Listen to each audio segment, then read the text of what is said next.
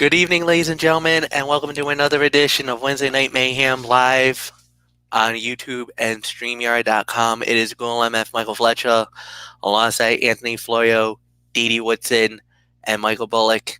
And guys, we're going to start this show off tonight with some very, very, very sad news in the world of professional wrestling. Rocky Johnson, the soul man of WWF, World Wrestling Federation, and was a historic figure in WWF as him and All-American Tony Atlas became the first ever African Americans to hold the World Wrestling Federation Tag Team Championship. Well, tonight, Rocky Johnson passed away earlier this afternoon. The news broke out about close to about 3 o'clock Eastern time here. Rocky Johnson was 77 years old at the time of his passing. As many of you guys know, Rocky Johnson, the father of Dwayne "The Rock" Johnson, but more importantly, was a big figure in World Wrestling Federation under Vincent McMahon Sr., and he was a very luminary type figure in the world of professional wrestling as well. Rocky Johnson, like I said, I think the biggest claim to fame for his illustrious career was literally winning the World Tag Team Championships with Tony Atlas, and it was a historical moment in professional wrestling because they never had African Americans as tag team champions. Now, this was a historic moment. It also was a moment, especially in the 1970s, and if you followed the 1970s, the 1960s, 1970s, that there was a lot of segregation going on, a lot of racism in the country going on at that time. So to see Tony Atlas and Rocky Johnson win these tag team titles the way they did, especially in that time, that era, was unheard of. It was unspeakable. It was revolutionary at the time, and now becomes even more poignant with everything that's been going on, especially nowadays, how divisive this country has been.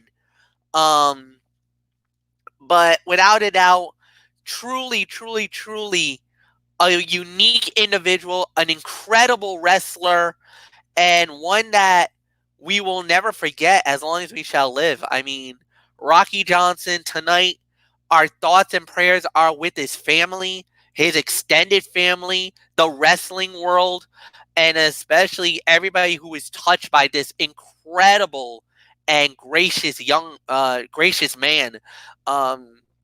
Unfortunately, I didn't grow up enough, or I was too young to see him in the ring.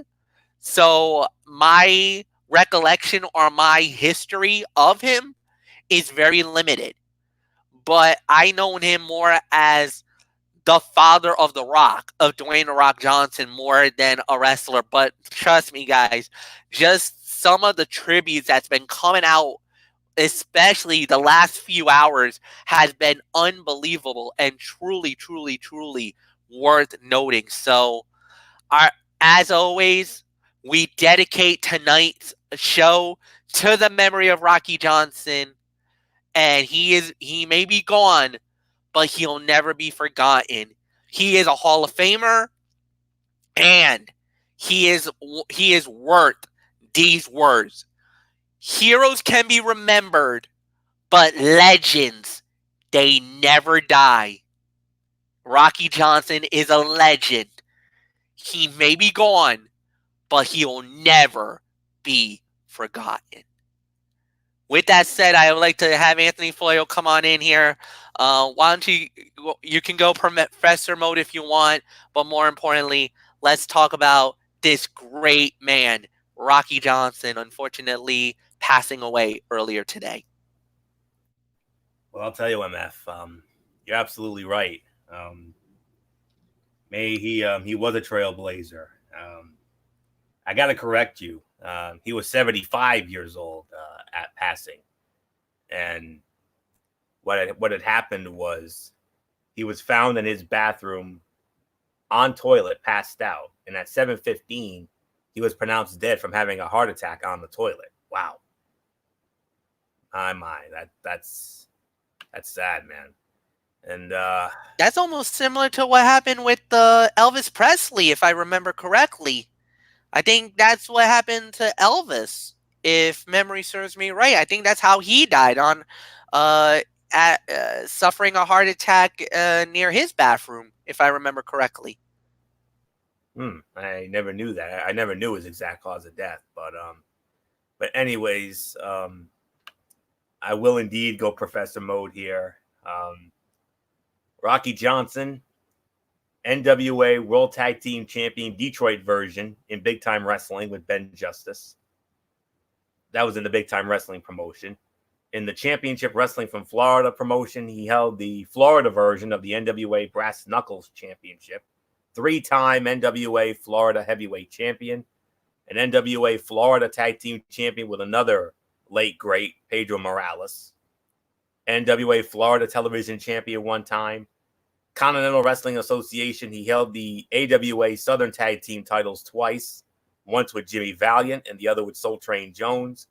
Georgia Championship Wrestling, he was the NWA Georgia Heavyweight Champion, a one-time Georgia Tag Team Champion with Jerry Briscoe, NWA Macon Tag Team Champion, one time with Danny Little Bear. Mid-Atlantic Championship Wrestling was a two-time NWA Television Champion. In NWA All-Star Wrestling, he won the Vancouver version of the NWA Canadian Tag Team titles with Don Leo Jonathan. NWA Big Time Wrestling won the Brass Knuckles title, Texas version once. Two-time NWA Texas Heavyweight Champion. A one-time NWA Texas Tag Team Champion with Jose Lothario. You remember Jose Lothario? He was the mentor of Shawn Michaels way back when, during his WWF Championship run. The first one. NWA Hollywood Wrestling, a one-time NWA America's Heavyweight Champion, a one-time America's Tag Team Champion with Earl Maynard. Twice he won the NWA Beat the Champ Television Championship, NWA Mid-America / Continental Wrestling Association, a CWA AWA International Tag Team Champion with Bill Dundee, NWA Southern Heavyweight Champion, Memphis version once. NWA San Francisco was the San Francisco version of the NWA United States Heavyweight Champion. 4 times he held the San Francisco version of the NWA World Tag Team titles, 3 times with Pat Patterson and once with Pepper Gomez. NWA Polynesian Wrestling was a Pacific Tag Team Champion twice with Ricky Johnson. Pacific Northwest Wrestling, one-time NWA Pacific Northwest Heavyweight Champion, two-time Pacific Northwest Tag Team Champion with Brett Sawyer and Iceman Parsons.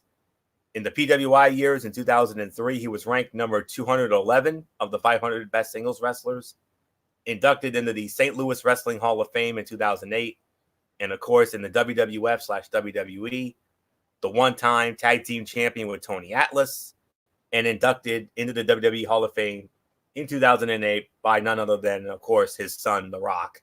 And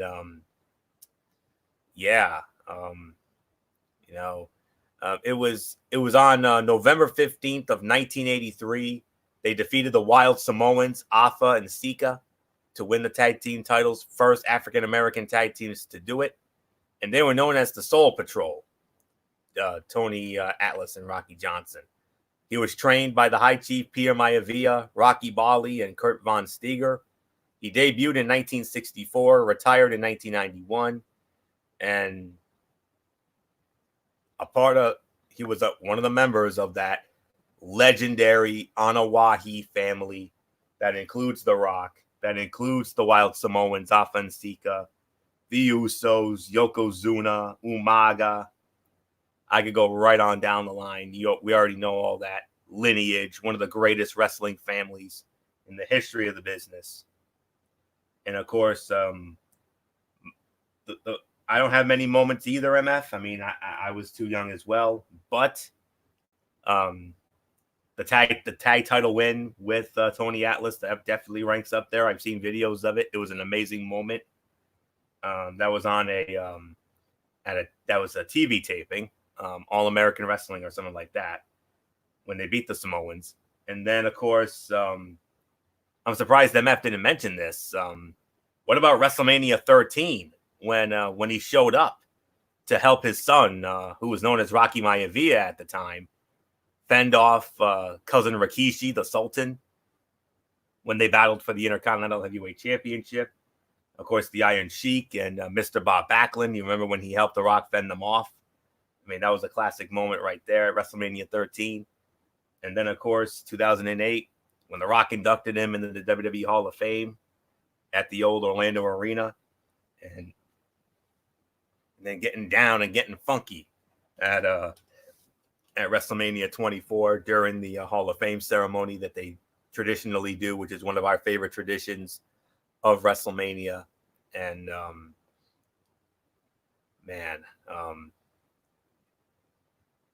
but you know, he was hired as a trainer for OVW in early 2003, but was let go later in the year.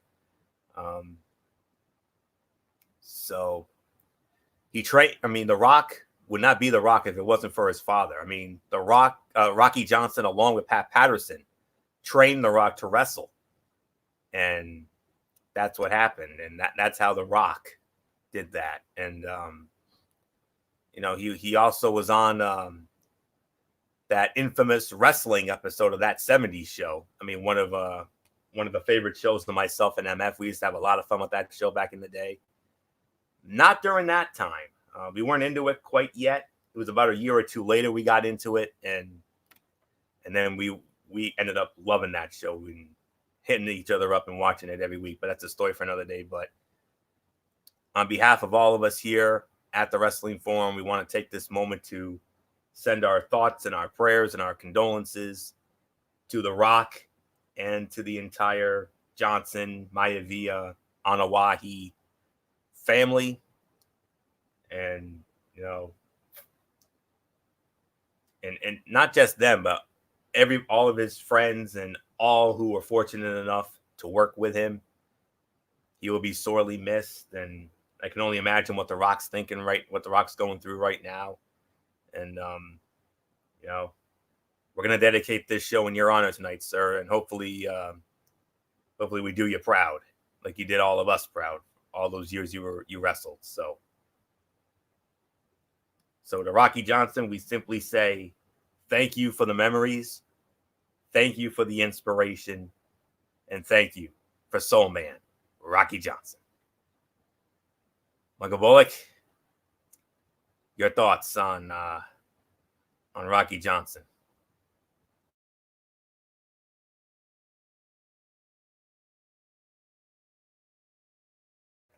Bullock, are you there? Oh, there you are. Yeah, like you said, it is a sad day for the world of wrestling.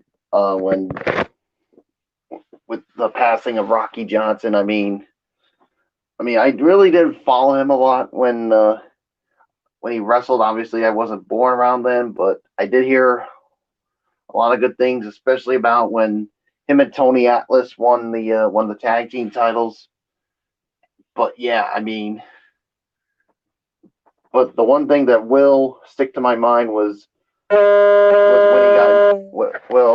when he came to the aid of his son at WrestleMania 13, fending off the Sultan and the Iron Sheik, and then of course when he got inducted into the WWE Hall of Fame by his son, The Rock. So yeah, I really got nothing more to say except I definitely send my thoughts and prayers and condolences to The Rock and the rest of the Johnson family and everybody who knew this special person.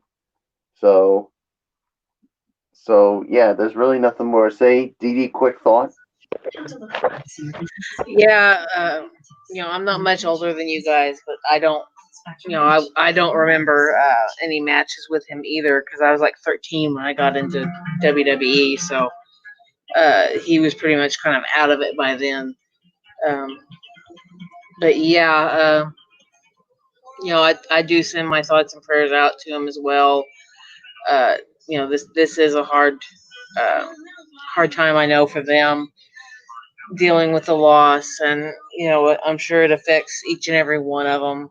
Uh, whether they're immediate family or a little distance, because Samoans are a tight knit family anyway. But whether they're immediate family or not, it's going to affect them in many different ways. So yeah, I don't have a lot to add. Just it's sad news, and I feel bad for all of them that are competing right now that are going to have to put that on the back burner as they go into getting prepared for the Royal Rumble and stuff.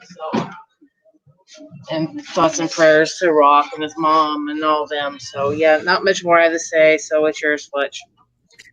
All right, and with that said, we are gonna move on here and start with tonight and the action. But as always, we're thinking about Rocky Johnson. We're thinking about his family here tonight. We definitely, our thoughts and our prayers are with them. As always, we do started it off. AEW did make a reference about it, showing a graphic of Rocky Johnson. JR made a reference to him, to a couple of other people who passed away as well. These were guys that actually were not as familiar as we were in the wrestling world, but one had to do with the recent passing of La Parca.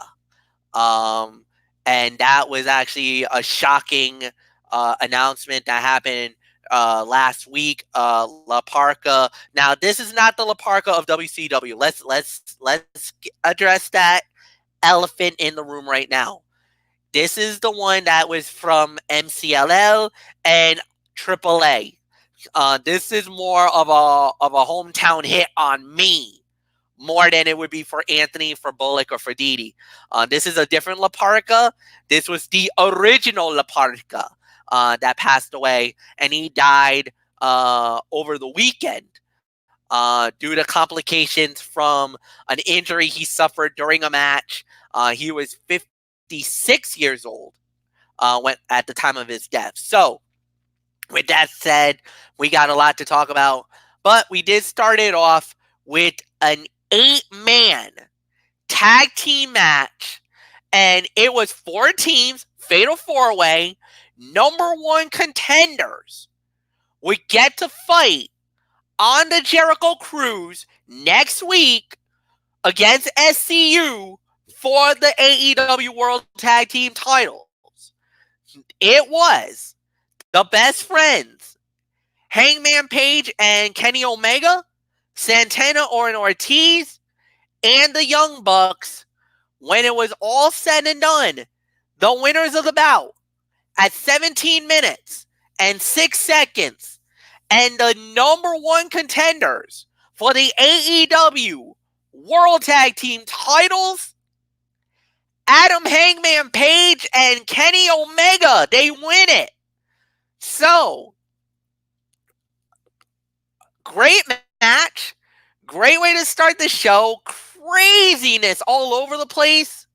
But congratulations to the winners. Congratulations to Omega and Hangman Page. And for 1 week, they were able to bury the hatchet and was able to work as a cohesive unit.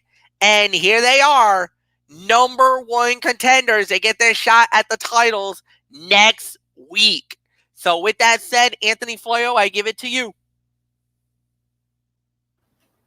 Next week, oh, by the way, the Jericho Cruise. Oh, yes. Oh, on the Jericho Cruise. First time ever. Oh, is that going to be fun? Oh, my. Oh, boy. That's going to be something. But what a way to start it off. I mean, this was an amazing match. For the fans who want a sense of order in tags, they'll be upset it didn't seem there were many upset fans in the crowd who reacted enthusiastically from start to finish when it came to this match. I mean, the spots in this thing were absolutely insane. I can make an argument that this was the fight of the night for me. I could easily give this 4 to 4.25 stars, and this was a great and fantastic spot fest to start off what ended up being a very good night for AEW as part of Bash at the Beach on the campus of the U. Oh, campus of the U. Oh boy, you know that's gonna be that's ooh. So I'm just gonna leave well enough alone there. So really nothing more to say here. 4 to 4.25 stars. Great way to start. Surprise outcome, honestly. But the Hangman and Kenny Omega going up against SCU next week on the Jericho Cruise for the tag titles. Oh boy, that's got fun written all over it. So nothing more to say on this. 4.25 stars. I can make an argument for fight of the night on this. So Michael Bullock, what a way to start off AEW tonight. Yeah, this was definitely a very good way to start off AEW Dynamite with this awesome match here. And I do agree with you. I think this is the fight of the night. 4 to 4.25 stars.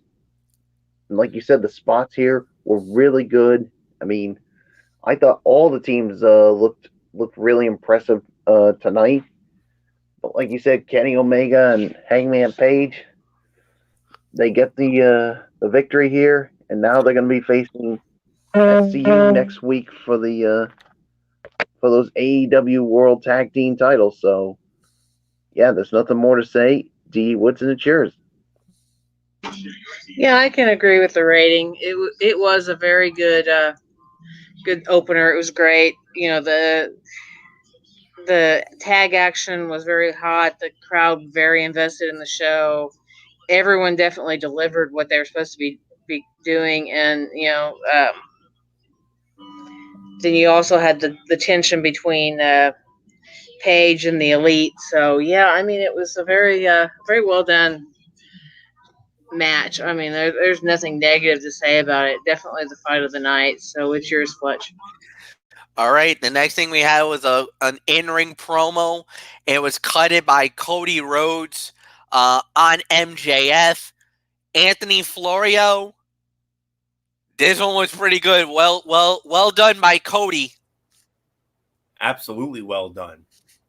I didn't fully follow the order of the points he made or the logic behind them, such as accepting the 10 lashes and then a couple minutes later building up to saying he accepted the 10 lashes as if it was a climax he built up to rather than something he already said he would do. But he came across as a star looking to dish out punishment to MJF despite MJF's outlandish demands, which includes taking 10 lashes. He can't touch the man until Revolution. That's a month and a half away. Good luck. And then from there, going up against MJF's heavy Wardlow inside the confines of a steel cage. And that will take place next month on February the 19th, which will be the penultimate show for Revolution. And that will be at the State Farm Arena in Atlanta. So we will see the first ever steel cage match in AEW history on that night. So circle February 19th down on your calendars. But as great as that's going to be, and it will be great, there's only one thing that I'm looking more forward to, and that's seeing that spoiled rich-ass brat. Yeah, you overstuffed rat. I'm talking about you, MJF the Stooge. And I hope and pray on behalf of all of us, we hope and pray that Cody kicks your goddamn stinking teeth in. Bullet go.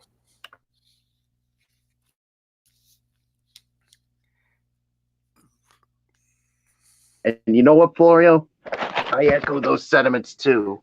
I mean, well, first off with the promo, I mean, I thought it was a really good promo. I mean, Cody, like you said, looked like a star, and yeah, I mean, he accepted the other stipulations, and then we were wondering, will he accept the 10 lashes that he was going to get from MJF? And he said yes, so it looks like it's going to be on when MJF and Cody go at it at Revolution. And like I said, and I'm going to echo Florio's sentiments, and I hope Cody Rhodes beats the living hell out of that little stooge MJF. Yeah, MJF, you little stooge. After all the dastardly, disgusting things you've done, I can't wait to see you get your little ass kicked by Cody Rhodes.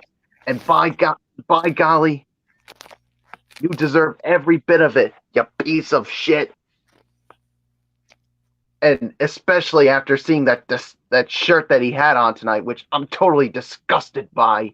I mean, oh, it just rubbed me the wrong way, and now I literally want to see him get his comeuppance. So, yeah. So MJF, Cody's gonna get that big time. He's gonna get that golden shovel, and he's gonna bury your ass 6 feet under. DD, go. Yeah, the little idjit's gonna get what he deserves. I guess you could say we get the new idjit for this one for AEW. So yeah, he'll get what he deserves. It'll come. But yeah, the promo was great. Cody did a great job. He's definitely money on the mic when it comes to talking. He can get his point across, and everything. So yeah, great storyline progression with this. Definitely, enough to give you something to look forward to when it comes time for the for the pay-per-view. So yeah, I have nothing negative to say about it. Very good job. So it's yours, Fletch.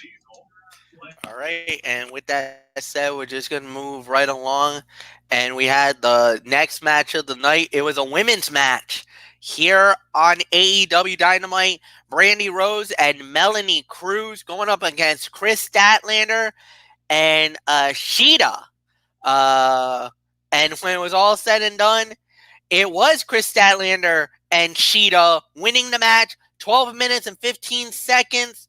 Michael Bullock, I give it to you. Where do we begin? Oh, I don't know where to begin with this. I mean, yes, it did get the amount of time, but I really wasn't that much into this. I mean, yes, Fletch, who was Brandy Rhodes' partner? Melanie Cruz. Melanie Cruz, yeah. I mean, she did get some action, but what the hell did Brandy Rhodes do? She didn't really do much in this match to impress me. No way.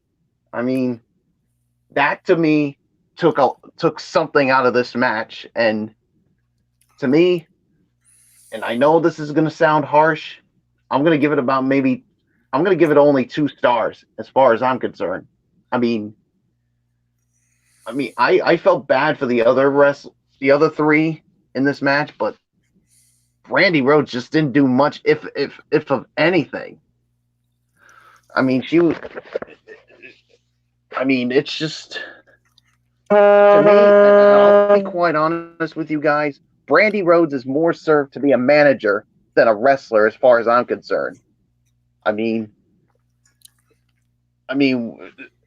she didn't do much. She hasn't done much as a wrestler to impress me. So why the hell should I take her seriously?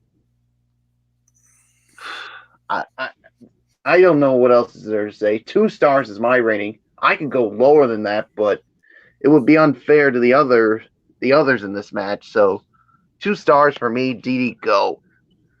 Yeah, 2-star match. You had a great momentum going on with the show until we hit to this match, and this definitely not the best in the world. Brandy very bad in the match.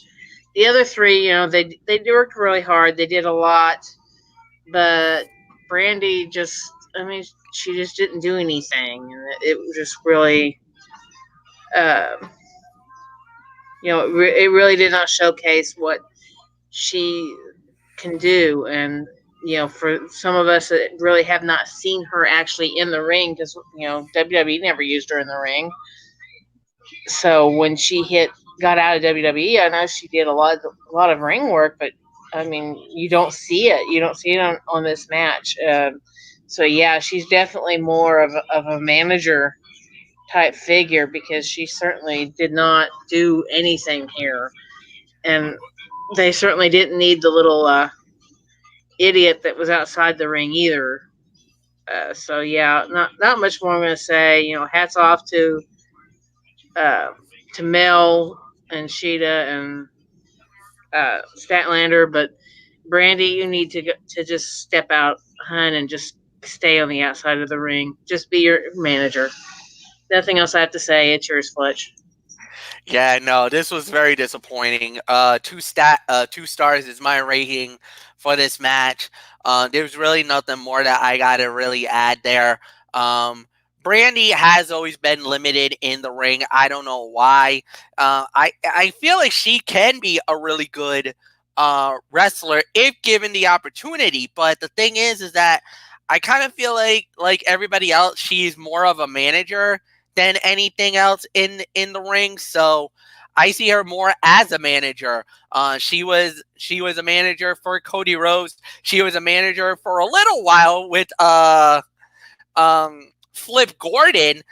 You remember that special cadet Rhodes at the time. And if you guys follow the Being the Elite series, Cody and Flip really didn't get along. It felt like Cody kind of was a little jealous of Flip.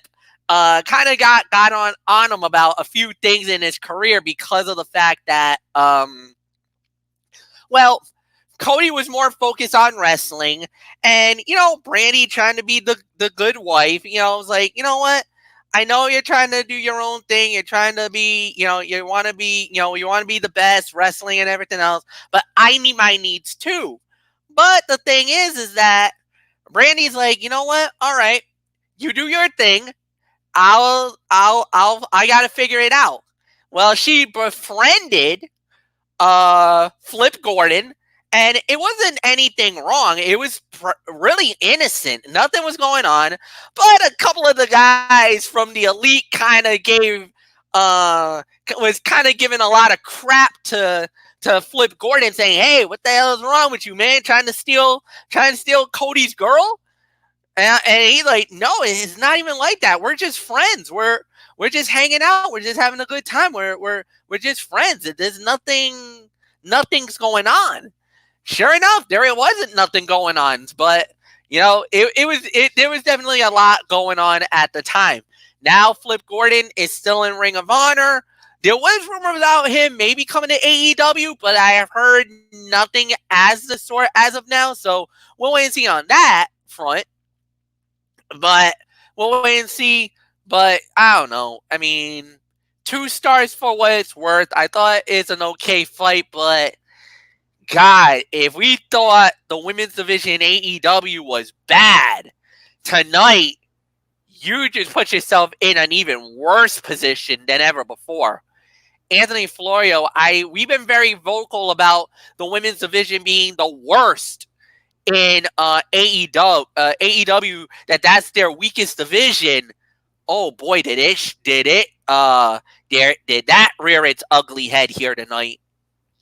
In so many ways. This is one of those times where I have to be brutally honest here. With all due respect, I love and appreciate all three of you. I really do. You were way too generous with that rating. 2 stars? No. That was not 2 stars. That was not a 2-star match. Hell, it wasn't even a 1-star match. Are you calling it dud? Hell yeah, I'm calling it a dud. Oh, that was terrible. Whoa. Time out. Wow. I think you're being way too harsh on this one, Florio. No. As the Lose would say, nah, honey, no. But All right, Floyo, if you feel like it's a dud, can you give specifics? Prove your point. Brandy does not belong in a wrestling ring, for one. Whoa! I'll agree with that one. Yeah, here's the thing. It was supposed to be Kong, but here's the thing. Kong was out with illness. Kong was sick. She couldn't come to work. So that's why we saw Brandy in there tonight. They obviously wanted it to be a tag match. I rather would have had it as a handicap match myself, but it is what it is. I don't know anything about this Mel girl. I mean, she goes by Mel. She's very green around the edges. I mean, Statlander and Sheeta, they tried, but they couldn't carry them to a pass. They could not carry them to even anything remotely decent. And I'll go one further here. You can mark this one down as an early contender for worst nationally televised match of the year of the 2020s already. Wow. Okay. All right, I'm gonna make a note of this right now. Hold on, let me chart this down. I'm charting this right now. Exactly right. Put me on the record for this. Put me on the record for this. I don't give a damn. You're on record. I got good. The whole world heard that, and then some. Good. So you're on record. Good. And let's just say there's plenty more of that where that came from. That's okay. All right. I'm and sorry. By the way, there's one thing I want to say. I mean, and I agree. The women's division in AEW is bad. Yeah, horrible. Yeah, you heard me, especially to a certain pipe bomb that we all know, Derek Ferreira. Yeah, everybody else in your favorite wrestling company, AEW, is good, but your women's division sucks. Terrible. And absolutely. And if you got a problem with that, Derek Ferreira, you can kiss my rear end. Done. Finish. Move on. Yeah. So that's all there is to say on it. I mean, Brandy, I love you, darling, but you do not belong in a wrestling ring. I'm sorry, you don't. Like I said, I can agree on that one. As a manager, 100%, she is so far better as a manager. Hell, she was even better as a ring announcer when she was Eden Styles in WWE. Yeah. She was great as a ring announcer. I loved her as a ring announcer. I was there in Providence when I went to SmackDown for my birthday a number of years ago. She was there. I saw her, and she's even prettier in person. But let me tell you, as a wrestler, nah, honey, no, stay out. You don't belong in a wrestling ring, sweetheart. You don't. I understand I understand they needed somebody to take Kong's place. I get that, but not the right choice. So that's all I can say on that. Kong, get better soon, darling. You're 10 times better. Move on. All right. Wow. After that bomb went off, next up we had was John went with Sammy Guevara. Moxley wins the match in 10 minutes and 2 seconds. And then after the match, Jericho came out, and I believe this is where a certain someone, I think it was Michael Bullock, you went hopping mad about something. I don't remember what it was, but you went off. Like, I remember. He ain't. Yeah. I don't know what happened. I'm sorry, I was working tonight, so I know something happened, and you said, like, Inner Circle crossed the line, and that Jericho in particular. Okay, well, something happened, and I saw you were hopping. Bullock went hopping mad about something. He flipped, so I don't know what happened, but so. Let's just, I guess, go right into it. Who leads off on this anyway? I do. Dee. All right. So, Dee, you go first on it, and we'll go from there. Okay. The match itself is 3.5 stars. It was a good match. Sammy does his normal crap, but of course, these guys they did a great job. I mean, they worked well off of each other. Pin after pin, one would kick out, all this stuff. But of course, Moxley winning at the end, you can almost guarantee that was going to happen. Well, Inner Circle got their revenge tonight. Jericho not only whips Moxley with the belt, the A title belt, Hager low blows him. Sammy slaps him a few times, and then Jericho takes a spike from his jacket and nails Moxley with it somewhere close to the eye. Oh!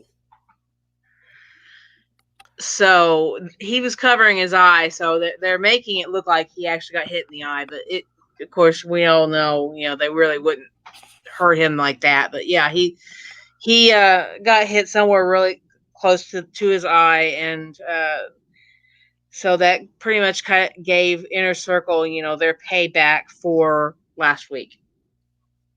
And yeah, it was a little bit of a low blow. It was a little bit of kind of despicable stuff for Jericho, but it is what it is. It happened. Jericho, he said that Moxley signed his death warrant, so basically that's what we have to deal with, because the backstage segment right after that, they asked him about it, and that's pretty much what he said. And plus, now destroying Jurassic Express and, in particular, Jungle Boy. So it's going to mop the floor with Jungle Boy, from what he's saying.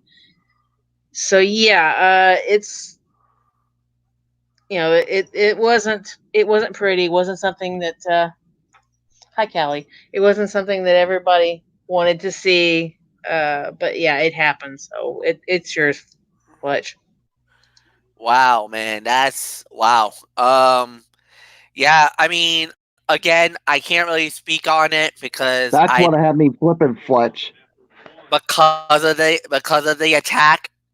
Well, because of Jericho, what he did with that spike, with the getting spike, right near that eye.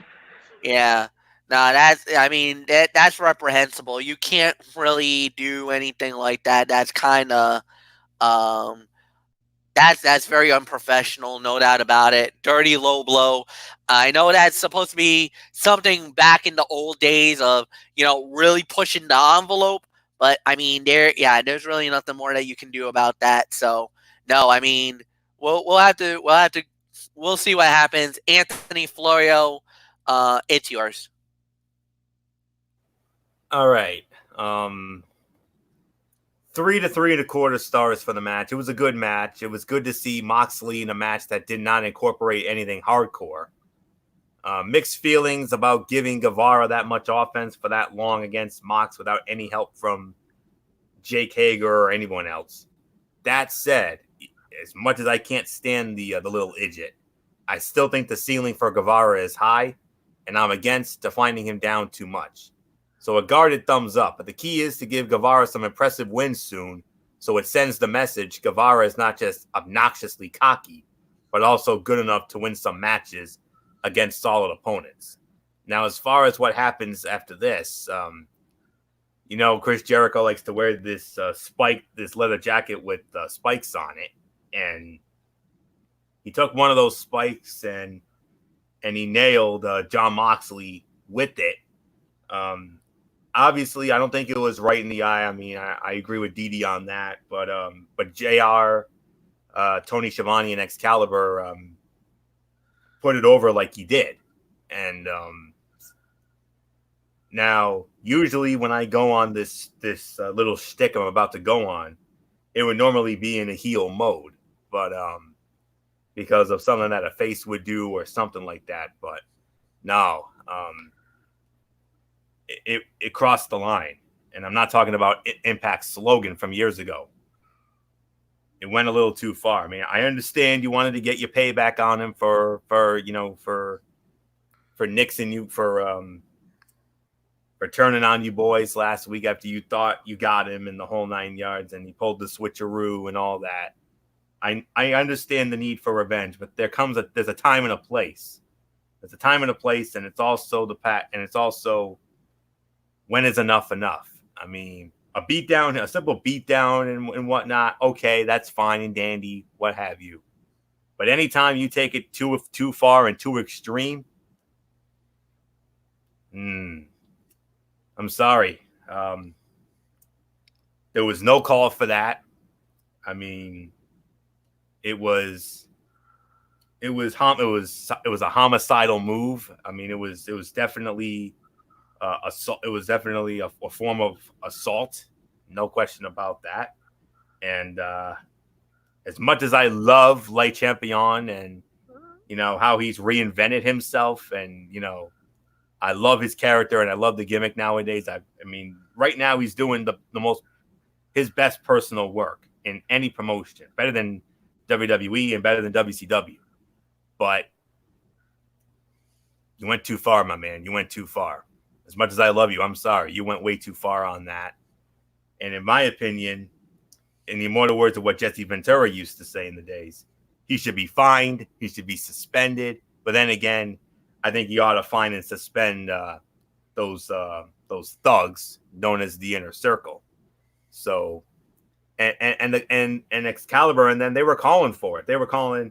I think it was even Shivani who said that that the referees should start threatening the wrestlers with fines and suspensions when they go too far.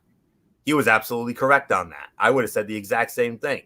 So it was pointless, unnecessary, unacceptable, irresponsible, borderline reprehensible, and I'm calling for a fine. I'm calling for a suspension.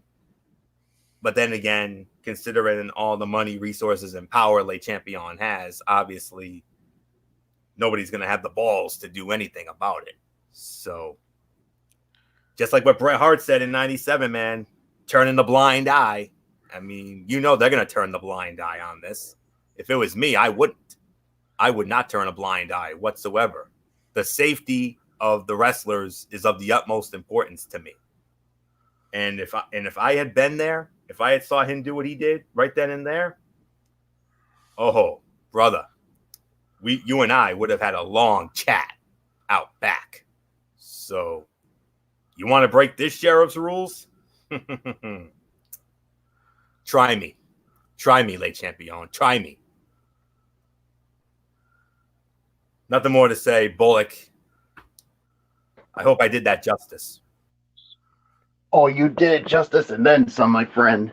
3 to 3.25 stars for the match. I mean, it was good for what it was, but what happened afterwards, I mean, the beatdown, I mean, I was totally fine with that, but what Jericho did, taking the spike from his jacket and literally getting it right around the eye area,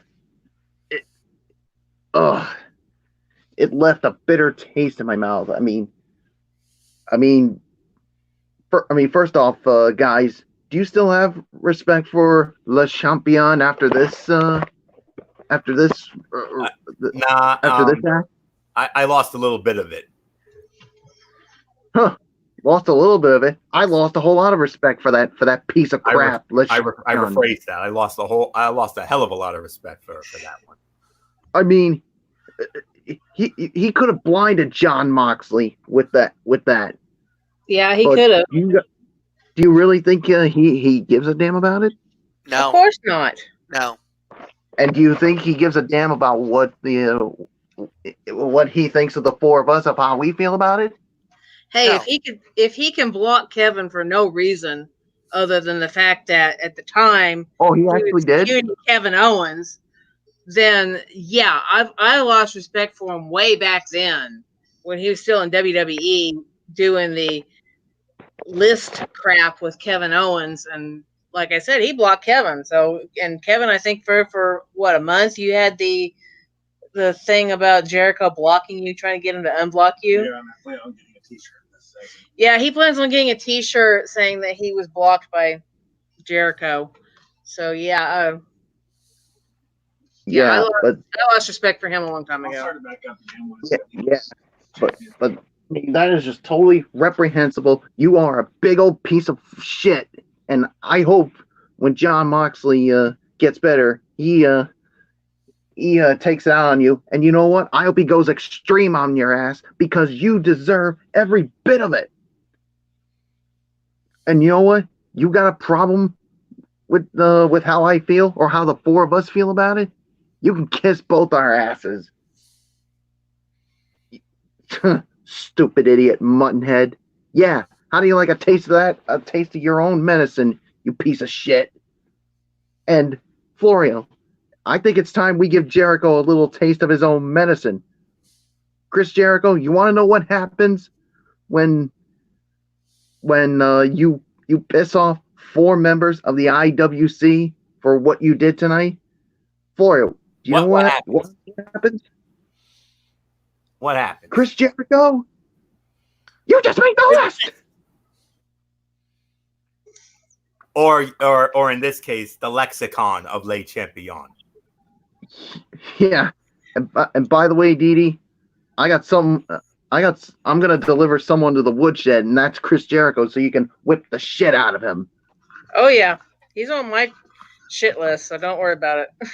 Get that apron ready, baby. Oh, I do. Yeah. I've got my Get it checkered ready. apron, and I'm ready to go. Yeah, I lost all respect for you and your group of thugs you call the Inner Circle. Hey, I got a couple of baseball bats if anybody wants to help. Don't worry, I got my own. I don't need it.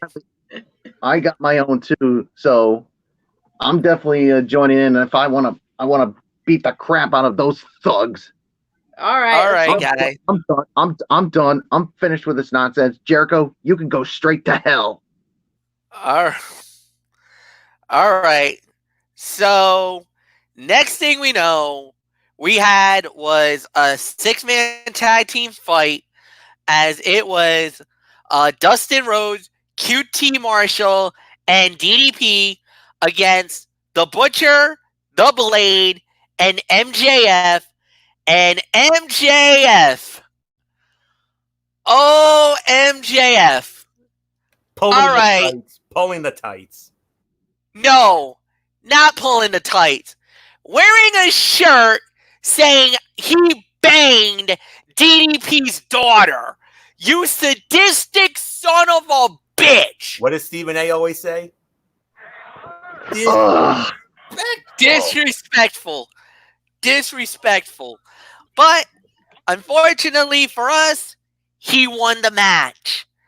MJF, Butcher and the Blade wins the match in 10 minutes and 10 seconds. Yeah. I don't even know what to even think right now. I mean, this was kind of interesting to say the very least. Poor DDP. Well, MJF, yeah, pulled on QT Marshall to get the win. So, I mean, solid fight. Nothing more to say. Anthony, go. You have a rating, MF? No. Maybe 2 stars. I'm being generous with that. Yeah, about 2.5. MJF pulling the tights and getting the win. And yeah, as great as this show was, this was a very good AEW show. This was a fantastic show. But here's the thing. There were quite a few things that rubbed us the wrong way. I mean, the women's match for one, the god-awful women's match, I should say. Jericho's antics, and now this. But then again, it's MJF, for goodness sakes. He's an even bigger heel than Jericho is. And that's saying something. But it was an okay match. It worked. So that's all I can say. And DDP, 63 years old, and he can still do things at a high level. Credit to him. But anytime you got a 63-year-old man diving off, mad respect.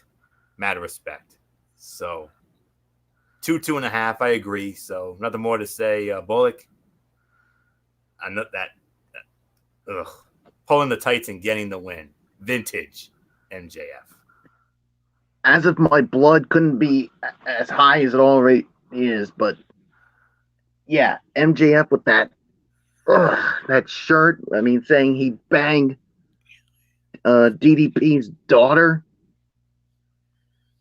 You sadistic, psychotic son of a bitch. How dare you? How dare you come up with a disrespectful shirt like that?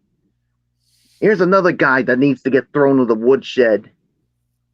I mean, I'm really looking forward to Revolution because I want to see Cody Rhodes teach this boy a little bit of RESPCT, as your favorite Anthony Bret the Hitman Hart would say. But chances are, I mean, he won't. I mean, he's not going to garner any respect from anybody. He says, "Oh, I'm better than you." Yeah, right. Yeah. I mean, it was a fine match, but yeah, I mean, there's really nothing more to say. 2 stars for me, and yeah, MJF, you disgusting little douchebag. You think you're such a pretty boy, and you think the center of attention goes around you? No, not for something like that. I mean, I think MJF is worse than Jericho. I don't know what else is there to say. MJF, go to hell, you idiot. And your so-called sidekick Wardlow too. Ugh. Didi Woodson, go. Yeah, I had a lot of little punks in high school that were just as arrogant as MJF. So yeah, he definitely is also on the shit list. Also, another one that I'd love to take out behind the woodshed. But yeah, what it is, what it is. The match was good. It was fun. Not real thrilled with how they went about it, but of course, it was good to see DDP out there, and he looked good the way he wrestled, jumping off that top rope at his age, and proving that his yoga that he does, really helps keep you, prepared for stuff like this. It was a fun match to a point. But MJF definitely arrogant, definitely annoying, and that shirt, I'll take it with a pair of scissors and cut the thing to pieces. I mean, there's just no point in having something like that. I mean, I know he's trying to get under his skin, but this was one time that he took it a bit too far too, because you just don't go after people's family, even in the line of wearing just t-shirts and stuff like that. You just don't go after people's families at all. So yeah, nothing else I'm going to say about it. It was about 3 stars, if that. So it's yours, Fletch. And one more thing about that shirt. I mean, if he pulled out a shirt that had something about my girlfriend or anybody in my family, you guys would have to hold it back. I was going to say battle lines are going to probably be drawn at that point. I would grab something and I would find this piece of shit and beat the shit out of him. All right. We still got NXT to go, guys. So save some of that energy. Final thing we had, our main event, Darby Allin versus Pac. Pac wins the match at 11 minutes and 42 seconds. Anthony Florio, it's yours. No big surprise with the outcome here. This was another one of the fights of the night. This was a 3.5 star match. Speaking of young men with futures, Darby Allin is another one who's got a very bright future ahead of him. I mean, maybe not yet, but all I know is when I heard the stipulations for these matches, I'm like, it's going to be Pac and Moxley, and I'm not at all surprised that it is Pac and Moxley to determine the number one contender. You would have to imagine Moxley will go over, set up the title match. They'll probably do it for Revolution. So that's really all I know, and it was a fantastic match.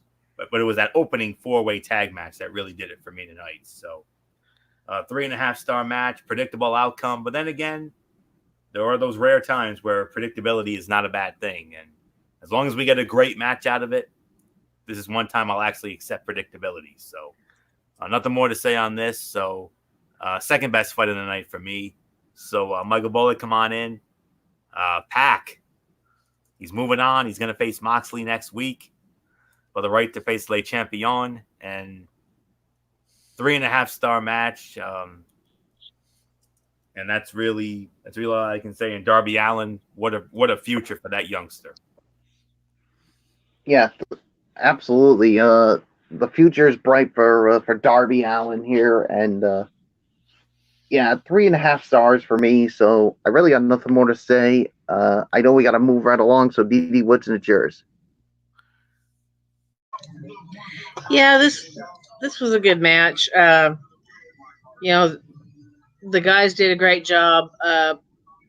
In my opinion, I think Pat might have went a little overboard with using the steel steps outside, but it is what it is. He's does a good heel character in the end. Darby's doing a great job. He's definitely a big up and comer, and I'm hopefully in the coming months we'll see him actually do some really good things, because he looked really good in this match. And then after the match, you had the interview where Pac declared himself the number one contender, but Moxley jumped out of a ambulance to come running out there wearing a Pirates type eye patch, just so he could say that he's going to be there whether he's got one good eye, two good eyes, or no eyes, or whatever. He's going to come out. He's going to fight him. So yeah, great match, great segment. I'm going to give it about 3.25 stars. Definitely the second best of the night. So not much more I'm going to say about it. Fletch, it's yours. Yeah, no, you were right. This was one well done. 3 stars for the main event. Nothing more to add.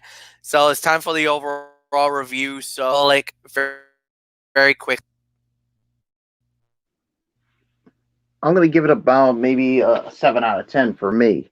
I mean, it was a good show, but what prevented it for me from being higher, those 3 disgusting things that I saw tonight, and that women's match. If none of those things went down, this would have been a higher rating. But for me, 7 out of 10. DD Woods, and it's yours. I'm going to give it about 7.5. There's a lot of low points, but you still had a lot of storyline building with it. We need to not have Brandy Rhodes wrestle. We need to, get some of the stuff with Jericho and MJF under control. But, most of the show, other than maybe about 2 or 3 little points, was really good. I mean, they did a very good job for what it was worth. And, definitely they came out hot. They closed it hot. It's just some of that stuff in the middle needed just a little bit of some twinking, so just to make it a little bit better. But yeah, I'm going to give it about 7.5 as a total rating. So it's yours, Fletch. 7 out of 10 for me. I really got nothing else to add. Anthony, go. 7.5. I agree with everything. The 4-way was the fight of the night. Second best fight was the main event. And I'm with everybody. I mean, women's match, I know you all gave it 2 stars, but that was a dud for me. I'm sorry. No disrespect, but it was just terrible. And then from there, the Jericho and MJF antics. So nothing more to say. Let's get into NXT quickly. All right, with the promo segment, Keith Lee, and then it was they laid out Keith Lee, solid the show, and it also adds because remember, Keith Lee now has the title match next. He's supposed to fight next week for the North American title against Roderick Strong. Obviously, this opens the door for Keith Lee to get a superhuman moment where he could turn around and win the belt. But I mean, it was solid for what it was worth, and I liked how they started the show. So nothing more to say. And yeah, Anthony, it's yours. Yeah, good promo from Keith Lee, and then the beatdown by UE, and well, they didn't take it too far, unlike Le Champion did, but it was a little on the extreme side. I mean, they basically pulled a Stone Cold Steve Austin, Brian Pillman '96 act, if you know what I mean. You know the story there. That's exactly what they did to Keith Lee, and I think it leads me to believe that Lee will be cleared for the match next week. And if that's the case, I think Booking 101 is gonna strike here, and I think we're gonna see a brand new NXT North American champion in the form of the Limitless one. So, really, nothing more to say on this. Solid way to start. Bullock, take it. Yeah, this was definitely a solid way to start. I mean, Keith Lee cuts a good promo, and then the beatdown by Undisputed Era. Yeah, it leads me to believe that we all know that Keith Lee's going to go over next week and become the NXT North American champion. And let's just say, boys, we're going to bask in his glory next week. Dee Dee, it's yours. Yeah, it's about time that Undisputed Era, lets go of some of those titles that they have. I know they're still really high on Adam Cole and stuff, but yeah, it's time to move on. It's time to give some of these other guys and some of the newer ones a chance. And I think this was great that Keith Lee came out, started the show, cut a really good promo. And it was a little bit of a surprise to see Ciampa come out and help him when the Undisputed Era came out. But, in the end, it still looked good. And, it was just a great opener. So I have nothing else to say. It's yours, Fletch. All right, Israel. All right. So with that said, we'll just move right along with it. And our first fight of the night was the Dusty Rhodes Tag Team Classic Tournament match. It was Pete Dunne and Matt Riddle going up against Mark Andrews and Flash Morgan Webber. And when it was all said and done, Matt Riddle, Pete Dunne gets the job done, wins the match 18 minutes, 20 seconds. All right, Florio, I think we could call this over for fight of the night. Amen to that, MF. Amen to that. 4.25, 4.5 stars. This was absolutely amazing. This was a great opener. The only downside, 2 commercial breaks, which is becoming far too regular for the opener, but it was a good hook. And Riddle and Dunne, they move on now to face Imperium in the Final 4. And with the finals to take place at the Worlds Collide, we essentially have a spoiler that it's going to be one from each side. You would have to imagine that. So I already know how it's going to go. So that's really all there is to say on that. But other than that, I mean, this action was insane. Mark Andrews, Flash Morgan Webster. Those are fun young men to watch over in the UK. And Riddle and Dunne, hey, good outing, great solid outing, a very good outing. First outing as a team. And of course, being a Pete Dunne match, yes, I cringed again. I mean, but then again, I always cringe with a Pete Dunne match, even if it's a tag team match. So That's all I can say on this. 4.25, 4.5, fight of the night. Well done. Nothing more to say. Bullock, great way to start off the in-ring action. Oh yeah, definitely 4.25 to 4.5. Fight of the night, as far as I'm concerned. Yeah, I mean, Pete Dunne and Matt Riddle certainly looked really good, and yeah, Mark Andrews and Webster really show why they're probably one of the best tag teams in NXT UK right now. So the future's definitely looking bright for those two, but for Riddle and Dunn, it's on to the next round. So nothing more to say. Dee Woodson, it's yours.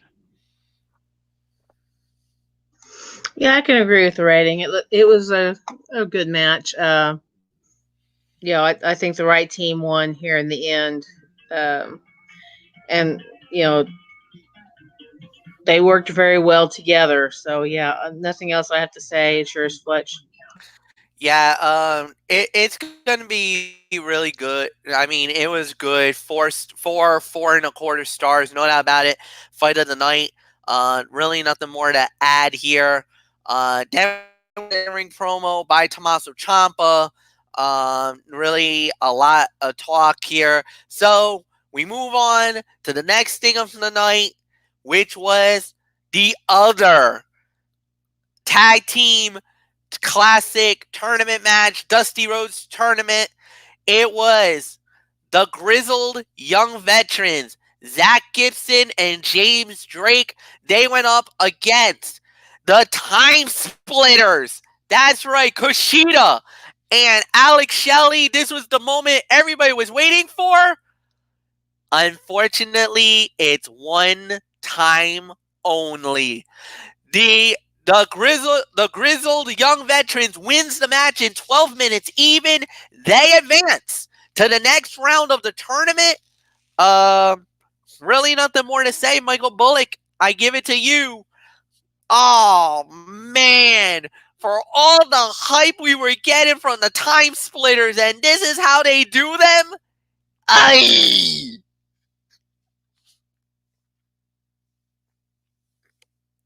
Bullock.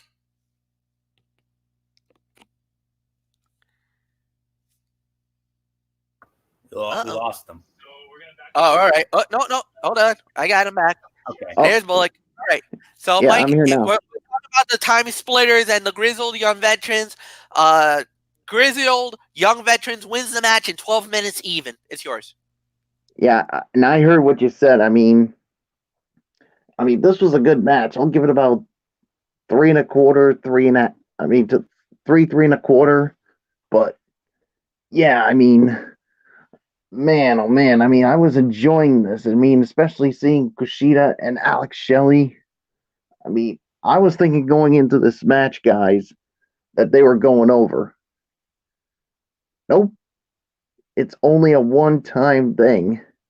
I mean, for all the hype that we got going into this, and they're done. Ugh. Oh man, oh man, oh man! Talk about ripping like the heart out of someone, and that's what the Grizzled Veterans did tonight.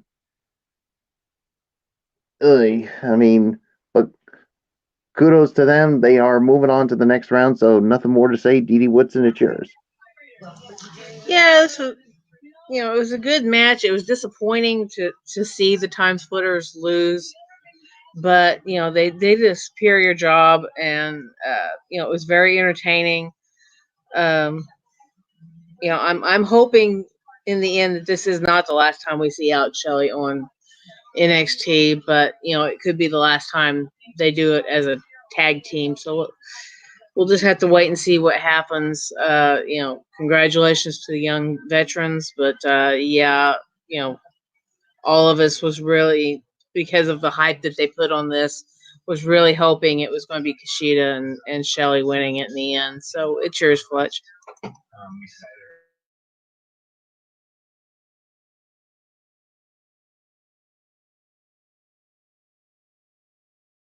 MF, are you there?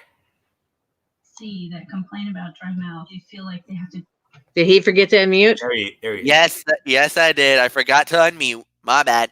All right. No, I would say that would be a nice little thing to do. It would be very interesting to say the very least. And no, I think we'll wait and see what happens. So, I really got nothing more to add. So, I would probably give it 2.5 stars. And yeah,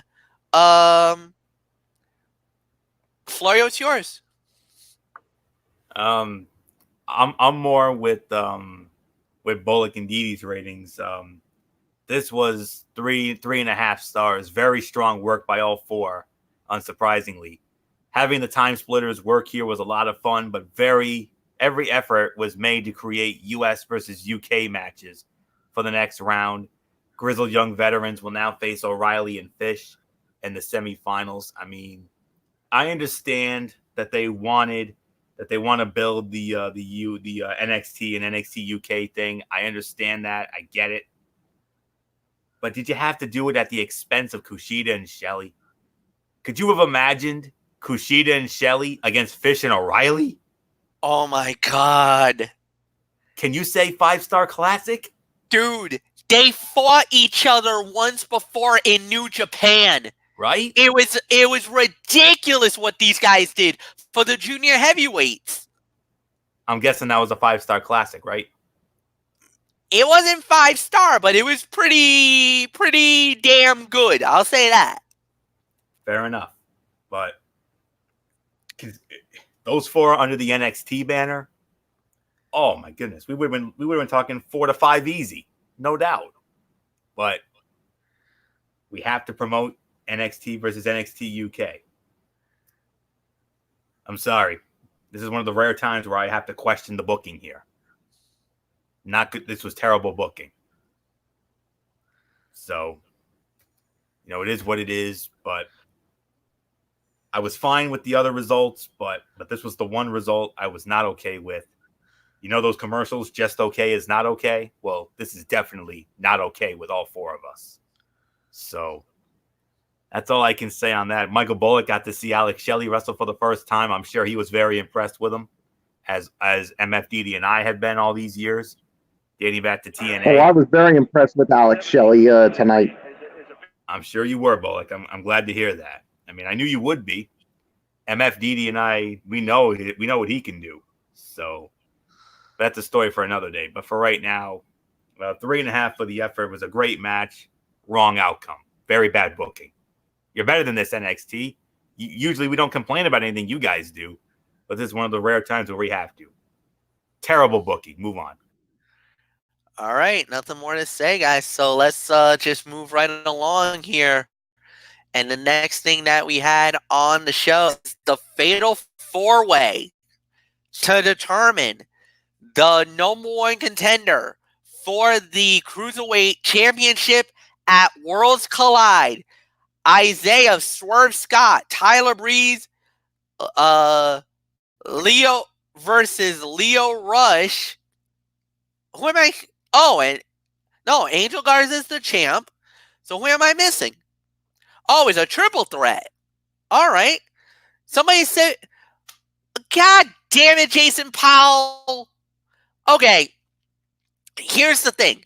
He has it labeled on the top as a 4-way NXT Cruiserweight title match at Worlds Collide. So, but now I see it as a triple threat. MF, let me break it down for you. Angel Garza was on commentary for the match, number one. Number two, at Worlds Collide, there is going to be a fatal 4-way Cruiserweight Championship match. So Angel this is Garza. The winner to get the spot for it? Yes, Angel Garza versus the winner of this match and 2 representatives from NXT UK. Now that makes more sense. Okay. So, with that said, the winner of the bout in 12 minutes and 25 seconds, and to earn the spot for the 4-way was Isaiah Swerve Scott. He wins. So, this goes to Bullock? Mike Bullock, I believe you got this. So it's all yours, my friend. Isaiah Swerve Scott is going to Worlds Collide to possibly become Cruiserweight Champion of the World.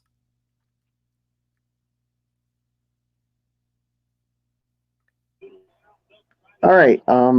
Yeah. What was the time, Fletch? 12:20. Yeah, I thought this was a good match. I'll give it about another maybe 3.25. For this, I actually like the outcome. I mean, it's a different challenge for Angel Garza, and yeah, Isaiah Swerve Scott. I'm interested to see how he does against him. So there's nothing more to say. Dee Woodson, it's yours. Yeah, I'm going to give it about 3.5 stars. It was definitely a very good match. All three guys looked great, and they delivered. So, nothing else I'm going to say. It's yours, Fletch. All right, yeah, no, this was another 3-star fight. I thought this was a great matchup, no doubt about it. And congratulations to Isaiah Swerve Scott. He gets the opportunity. He gets the ticket to fight for the title. And no, well done. Nothing more to say. And Anthony, it's yours. We go from questionable booking to acceptable booking here. This was bounce back booking right here. After that atrocity of the last match, they got this one right. Getting Swerve involved in a match like this is a good start for him, though I do expect Angel Garza to retain at Worlds Collide. Garza had so little to say that his appearance didn't do much for him. It might have had more impact to have him simply hit the ramp after Swerve's victory. But nonetheless, this was another 3.5-star match for me. This was a really good match, great action throughout, and I'm glad we got to see Rush and Scott in there with Tyler Breeze. I'm glad we didn't get any BS like what we saw on the last 205 Live. So you let those two and Breeze go out there and do their thing. That's exactly what we get. So I'm not at all surprised, and I'm glad that they put Swerve over, the one-time former Major League Wrestling Fusion World Heavyweight Champion under Shane Strickland and MF. Mm-hmm. So he's on his way. So that's all I can say on that. So after that bad booking before, they redeemed themselves. So when Let's Make a Deal on the Zonk Redemption show, they've been redeemed. Move on. They've been redeemed, as he says. Oh my God. More promo segment stuff along the way. All right. Here we go. The Battle Royale to determine the #1 contender and the woman that gets to fight at NXT TakeOver Portland. So, when it was all said and done, the winner of the bout and the woman who'll get to fight for the NXT Women's title, Bianca Belair. The last person she knocks out was Io Shirai. Bianca Belair gets to braid it up, whip that hair. She's going to Portland with a date with Destiny to fight against Rhea Ripley for the NXT Women's title. Dee Woodson, Bianca Belair has hit the landmine. She's hit the gold rush. Now she's got a date with Destiny with one of the most dominating women's champions we've had in a little while now. Yeah, and this is what you would call maybe a fresh matchup because last time we saw Belair go for the title, it was against Shayna Baszler. So now we've got her going against Rhea Ripley. It's going to be a nice fresh match that we haven't really seen before. So yeah, I'm liking the fact that we have something different for a change. This would have, any of them that would have come out on top, probably would have come out with a great matchup. But most battle royals, you never get who you want to win in the end, and that most of them kind of stink to a point, but this one was pretty good. I mean, they even teased Shayna winning in the end, and of course she did, and she got knocked out. So yeah, it was a good one. They delivered, and congratulations to Bianca, and we'll see what happens when the girls meet up. So I'm gonna give it about 3 to 3.5. So it's yours, Fletch. 3 to 3.5, no doubt about it. Total agreement on that one. What a way to close the show. And for Bianca Belair, congratulations, man. She did it. She now has a date with Destiny. Even though I think a lot of people are going to believe that Rhea Ripley will probably win this match, but for her to get this opportunity, I mean, what a way to close the show. Another good night for them. Yeah, Anthony, 3 stars for me, and this is why NXT Women rules WWE or all of professional wrestling right now. This was excellent. Absolutely. Given that Bianca Belair has had such a middling last year, this kind of match was probably the quickest, easiest way to establish her at the top. Now, going into this, I had no idea. When Shayna Baszler showed up, I'm like, oh, it's going to be Shayna again. But no. Belair, the first takeover challenger of Rhea Ripley, that's the right call, given that a long reign for Rhea is probably in the cards.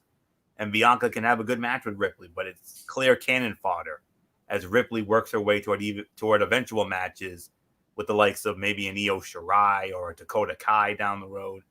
The Battle Royal was, as a match, just okay, but it did an excellent job of setting up matches or continuing feuds. Shayna Baszler against Mercedes Martinez. Shayna Baszler now against Shotzi Blackheart after Shotzi Blackheart surprisingly eliminated her, making Mauro Ranallo go Mamma Mia. Always a good thing. Like the Dakota Kai and Tegan Nox feud, obviously. And Shotzi Blackheart against Deonna Purrazzo, the Virtuosa. So 3 stars. I agree with MF's rating. So that's all I can say on that. Very surprising outcome. I did not think Bianca Belair was going to win that, but she did. So I think she's a perfect first challenger for Rhea Ripley come take over Portland. That is assuming Rhea Ripley gets by Toni Storm at Worlds Collide. Isn't that right, Bullock? Oh, that's definitely right. If Rhea Ripley survives Toni Storm. But yeah, as far as the match goes, I do agree. It's a 3-star rating. I mean, yeah, I mean, when I saw Shayna Baszler come out, I'm like, uh-oh, I think she may be going over. But no, that wasn't the case. And guys, I know I hate to do this, but this is something I got to address. Florio, what was it that we talked about recently when it comes to any Royal Rumble matches or Battle Royal matches? Oh, yes. And this is something that does need to be addressed. You're absolutely right, Bullock. I'm glad you brought it up. Tegan Nox was robbed in this Battle Royal tonight because another no-good spoiled princess brat in the form of Dakota Kai came out and eliminated her for no but and the reason why Bullock's getting all upset again is because of the fact that and I agree with him in this case. In the Royal Rumble match, eliminations should only count when someone who is in the match throws you out. If anybody who is not involved in the match causes an elimination, that should be null and void. That's a rule that really needs to be implemented. If we were running things, that's the first rule we would implement for a Royal Rumble match. Exactly. Because I'm starting to get sick and tired of seeing people, men or women, that get eliminated by certain men or women that have either been eliminated or not even in the match. I mean, I'm getting sick of it. This is something that WWE really needs to address. I mean, it's unfair to those who got eliminated by that certain person who was already eliminated or not even in the match. like Tegan Knox was tonight. She was robbed by that spoiled brat Dakota Kai. I mean, seriously. I mean, WWE, wake up, fix this, or you're going to have more pissed off members of the IWC that's going to be upset by this whole thing. But I don't think that they're I don't think they're really worried about NXT right now, because look at what NXT's been doing. I feel like this is more of a nitpick, which is more than anything else. I think this is more of a nitpick than anything else, because I feel that you don't really need to flip out, because look at what NXT's been doing. I'm not upset with NXT. It's just this ruling. Yeah, I get that. That's the only thing I'm upset about. Okay. I mean, as far as everything else, I mean, I'm pretty happy about. It's just this whole thing with men or women getting eliminated by someone who's not even in a Royal Rumble or Battle Royal, or someone who's already been eliminated. Yeah, I can't disagree with that. I can't deny that. I think you're right. You're absolutely right. Yeah, that's the only thing I'm upset about. I'm happy about everything else, but that, yeah. Sorry. All right. So with that said, we're just gonna put the bow on it with the final review, and I'm gonna give it to Dee. I'll start with you. So, what did you think of NXT? I thought it was really good. I mean, they did a very good job this week. Of course, it was all storyline building as usual. The ladies, in the end and the main event, that kind of,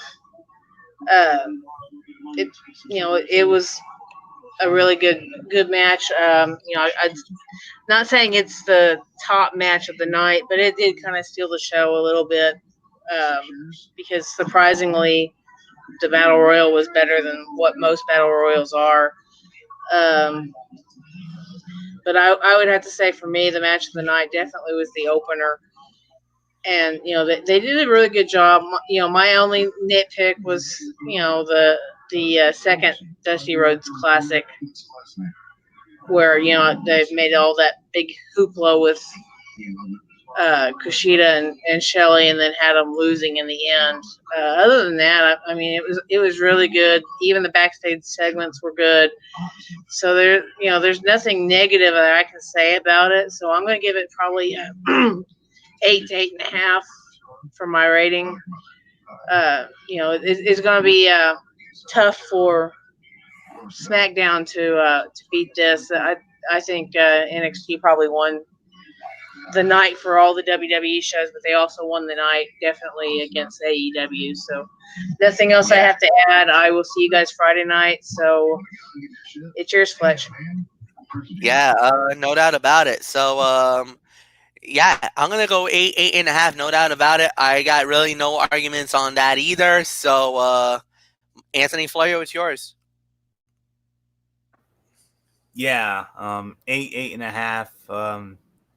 It was very weird to just have 4 matches and not have the usual couple of cutouts to give time to mid-card acts on their way up. But NXT has a lot of big shows coming up to promote, and that's making it tough to carve out time for those acts. But the Battle Royal was effective at setting up the future of the women's division, though some of the lesser-known acts should have gotten their entrances on TV to make their appearances mean something. Bianca will finally get another singles match on TakeOver, though I can't possibly see her winning. Hopefully she'll get some TV time to give this match the hard sell nonetheless. Even just last week, she was the fall guy in a 6-woman tag match, so there's some work to do. Some intriguing Dusty Classic semifinal matches leading to very likely UE, Undisputed Era, and Imperium, given that they're being promoted in an 8-man tag. It seemed like a giveaway to an annoying degree. I wouldn't be surprised to see grizzled young veterans win the tournament and slip over to Full Sail to bolster the tag division. But all in all, not a bad show, but the glut of major events coming forward kind of kills the vibe of NXT building toward the future. So 8.5, that's about right. And Bullock says the same thing. So nothing more to say. Let's put a bow on this long night. All right, and we are indeed done for tonight. And I do want to thank everybody for the show tonight. You guys have been absolutely amazing. Actually, I do want to give a little bit of a shout out here to Julius. Julius Alpern says here on he actually just posted. This must have been a few minutes ago. Julius, thank you very much. He says 6 out of 10 for AEW. Solid effort. Hope it improves with time. Well, I gotta feel like AEW has had plenty of time by now. I think they've done pretty well for themselves. I think at the very beginning they had a lot of momentum, but all of a sudden NXT has really turned it up and all of a sudden has really taken over, especially after November. They've really taken over and has made this quite a war now between AEW and NXT. And NXT, I think, is starting to win the war now. So we'll see what happens.